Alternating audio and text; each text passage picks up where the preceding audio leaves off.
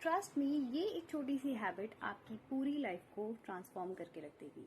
अगर आप law of attraction की जर्नी में न्यू भी हैं, यानी कि अगर आपने अभी अभी लॉ ऑफ अट्रैक्शन को फॉलो करना शुरू किया है या फॉलो करना चाहते हैं कॉन्शियसली, तो आप इस एक चीज से शुरुआत कीजिए। आप खुद देखेंगे कि कितनी आसानी से आप अपनी विशेस को मैनिफेस्ट कर लेंगे।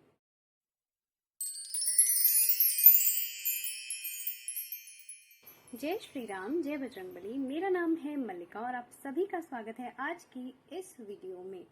अगर आप मेरे चैनल पे पहली बार आए हैं और law of attraction, manifestation, angel number, switch word, tarot reading in चीजों में आपको इंटरेस्ट है तो जल्दी से इस चैनल को सब्सक्राइब कर लें। आज की वीडियो है बहुत खास, क्योंकि आज की वीडियो में मैं बात करने वाली हूँ एक ऐसी टेक्निक के बारे में जिसने मेरी लॉ ऑफ अट्रैक्शन जर्नी को बहुत ही ज्यादा स्मूथ और इजी बनाया है। और यही वो टेक्निक है जिससे मैंने अपना लॉ ऑफ अट्रैक्शन का जो सफर है वो तय किया था। एंड टिल डेट ये एक ऐसी टेक्निक है जो मेरी लाइफ का बहुत बड़ा हिस्सा है, बहुत इंपॉर्टेंट हिस्सा है। क्योंकि जितनी भी मेरी विशेष हैं, बड़ी से छोटी विशेष जो मैंने मैनिफेस्ट की हैं, आई थिंक उसमें इस टेक्निक का एक बहुत बड़ा हाथ रहा है, बहुत बड़ा कंट्रीब्यूशन रहा है। और आज मैं आप लोगों के साथ अपने जर्नल्स भी शेयर करूंगी, मतलब अपनी डायरीज भी आपको दिखाऊंगी, ठीक है। और एक्चुअली मेरे पास एक बहुत अच्छा सा कलेक्शन है डायरीज का, so I am very excited for this video. Technique का नाम है ग्रैटिट्यूड जनरल टेक्निक। अगर आप रोंडा बर्न की बुक द सीक्रेट को भी आपने पढ़ा हो अगर, तो वहां पे भी बहुत स्टार्टिंग में ये टेक्निक मेंशन्ड है, जहाँ पे आपको आई गेस 28 डेज की एक एक्सरसाइज दी जाती है जहाँ आपको ग्रैटिट्यूड लिखना है, ठीक है। सो यहाँ मैं उसी चीज के बारे में आपसे डिटेल में बात करने वाली हूँ। तो इस टेक्निक के लिए आपको सबसे पहले चाहिए एक जनरल, एक डायरी आप ले सकते हो, आप एक कॉपी ले सकते हैं और रजिस्टर ले सकते हैं, ठीक है। सो कोई सा भी जर्नल आप चलेगा जो आप इस टेक्निक के लिए ही स्पेसिफिकली यूज करेंगे, ओके। एंड देन आपको चाहिए एक पेन कौन से कलर का होगा? आप स्टार्टिंग कर सकते हो ब्लू कलर से, आप चाहे तो रेड कलर भी यूज कर सकते हो या आप चाहे तो ग्रीन भी यूज कर सकते हैं। कलर मैजिक में भी अगर आप बिलीव करते हैं, उस पर भी मैंने डिटेल में एक वीडियो बनाया हुआ है कि कौन से कलर से कौन सी विश लिखी जाती है। बट अगर आप मल्टीपल कलर्स यूज नहीं कर सकते तो बेसिक ब्लू कलर यूज कर सकते हैं, ठीक है। तो अगर आप न्यू हैं लॉ ऑफ अट्रैक्शन में, तो मैं कहूंगी आपको 5 चीजों से शुरू करना है। आपको कोई भी ऐसी 5 चीजें लिस्ट में आप पहले 5 चीजें लिख सकते हो 1 वर्ड में, जिनके लिए आप बहुत ग्रेटफुल हो, जो ऑलरेडी आपकी लाइफ में है, ठीक है। अब वो कुछ भी हो सकता है, आपका करियर हो सकता है, आपका जॉब हो सकता है, कोई रिश्ता हो सकता है। अब रिश्ते से मेरा मतलब सिर्फ लव रिलेशनशिप नहीं है, रिश्ता मतलब आपके पेरेंट्स, आपकी फैमिली, आपके सिबलिंग्स, आपके दोस्त, ठीक है, जिनके लिए भी आप ग्रेटफुल हो, फील करते हो कि हाँ ये एक ब्लेसिंग है आपके लिए। कोई भी आपको 5 चीजें ऐसी लेनी है, ठीक है। अब आपको 5 चीजें वो लेनी है जो आप अपनी लाइफ में मैनिफेस्ट करना चाहते हैं, यानी कि आपके कोई भी 5 विशेस, ठीक है। आराम से सोचकर जो आपके लिए इम्पोर्टेंट है, प्रायोरिटी के हिसाब से आप उस चीज को लिख सकते हैं। अब आपको क्या करना है? अब आपको लिखना कैसे है? सबसे पहले आप टॉप पे लिखेंगे डियर यूनिवर्स। अब यूनिवर्स की जगह आप जिन्हें भी आप मानते हो, आप भगवान जी को मानते हो, आप जिन्हें भी मानते हो, जिस भी सुप्रीम पावर को आप मानते हो, आप उनका नाम लिख सकते हो। फॉर एग्जाम्पल मैं हनुमान जी को बहुत मानती हूँ, ठीक है। तो मतलब इसका मतलब ये नहीं कि मैं शिव जी या उनको नहीं मानती, सब भगवान एक है, ठीक है। बस जिनसे हम ज्यादा कनेक्शन फील करते हैं उन्हें कहा जाता है कि हम इन्हें मानते हैं, राइट। तो मैं हनुमान जी को मानती हूँ, तो मैं लिखूंगी डियर हनुमान जी, राइट। ये मैंने एक एग्जाम्पल दिया है, तो इस हिसाब से आप लिख सकते हो। अगर आप कंफ्यूज हो कि क्या लिखें तो आप डियर यूनिवर्स भी लिख सकते हैं, ओके। सो अब आपने लिखा डियर यूनिवर्स या जो भी आपने लिखा, उसके बाद आप लिखेंगे वो 5 चीजें जिनके लिए आप ऑलरेडी ग्रेटफुल हो, जो आपकी लाइफ में ऑलरेडी है, ठीक है। कैसे लिखना है? आप हिंदी, इंग्लिश, जो भी आपकी भाषा है, जैसे आप लिखना चाहते हो आप वो लिख सकते हो, ठीक है। बस आपको प्रेजेंट टेंस में एक सेंटेंस बनाना है। फॉर एग्जाम्पल आप लिख सकते हो थैंक यू हनुमान जी, या I am grateful Hanuman ji for my good health, ठीक है, आप ये लिख सकते हो।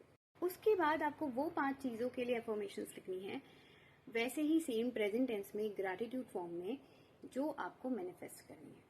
अगर आपका ये सवाल है कि ऐसा क्यों है कि हम पहले वो 5 चीजें लिखेंगे जो ऑलरेडी हमारे पास है, उसके बाद हम अपनी विशेस लिख रहे हैं, इसका सिंपल सा लॉजिक ये है कि हमें आपकी जो एनर्जी है उसको पॉजिटिव करना है, उसको हाई करना है, ठीक है। पहले अगर आप उन चीजों से शुरुआत करते हो, स्पेशली अगर आप बिगिनर हो, जो आपके पास नहीं है, तो कहीं ना कहीं आपके दिमाग में आएगा कि हाँ मेरे पास ये नहीं है, बस मैं लिख रहा हूँ कि हाँ मैं मैनिफेस्ट कर रहा हूँ। नहीं, इस फीलिंग के साथ आपको नहीं लिखना है, ठीक है। आपको उस फीलिंग के साथ लिखना है कि हाँ ये मेरे पास है और मैं इसके लिए धन्यवाद दे रहा हूँ, ठीक है। यही होता है ग्रैटिट्यूड का पावर, कि जो चीज आपको मैनिफेस्ट करनी है ना, वो आप इस तरह लिखो कि ये तो मेरे पास है और मैं बहुत शुक्रिया अदा करता हूँ कि ये मुझे आपने दी। इस फीलिंग के साथ आपको लिखना है, सिंपल सा। इसीलिए मैं कह रही हूँ कि पहले वो चीजें लिखना जो ऑलरेडी है आपके पास, उसके बाद लिखिएगा वो चीजें, वो विशेष जो आपको मैनिफेस्ट करनी है। आप, ये कोई रूल नहीं है कि आप 5 चीजें ही लिख सकते हो, ठीक है। एज अ बिगिनर मैंने आपको बोला कि आप 5 चीजों से शुरू कर सकते हो।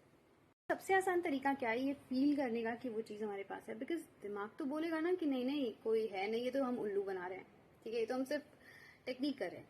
तो आप ना क्या करो कि आप टाइम लीजिए, ठीक है। ऐसा नहीं कि आपको फटाफट लिखनी है, 5 मिनट में खत्म कर दिया, नहीं, ऐसा नहीं करना आपको।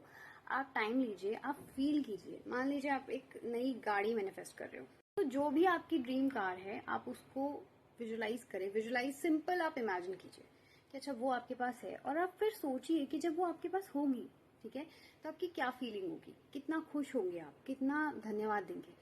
उस फीलिंग के साथ आपको वो अफर्मेशन लिखनी है। अपनी सारी अफर्मेशन, जितनी भी सेंटेंस, जितने भी विशेस आप लिख रहे हो, इसी फीलिंग के साथ, इसी इमेजिनेशन के साथ आपको लिखना है। जितनी स्ट्रॉन्ग और जितनी पॉजिटिव आपकी विजुअलाइजेशन होगी, इमेजिनेशन होगी, जितनी, उतना ही आप उसे एनर्जाइज कर पाओगे। उस अफर्मेशन में आपको अपनी एनर्जी डालनी है। सिंपल लिखने से कुछ नहीं होगा, एनर्जाइज करके लिखना है, एनर्जी पुट करनी है आपको उस एक अफर्मेशन में, उस एक सेंटेंस में। एंड फिर जब आपने ये लिख लिया, उसके बाद आपको लास्ट में लिखना है thank you, thank you, thank you universe, या जो भी, जिन्हें भी आपने डियर लिखा था, आप उन्हें एंड में 3 बार थैंक यू बोलेंगे। अब ये चीज आपको 28 डेज करनी है।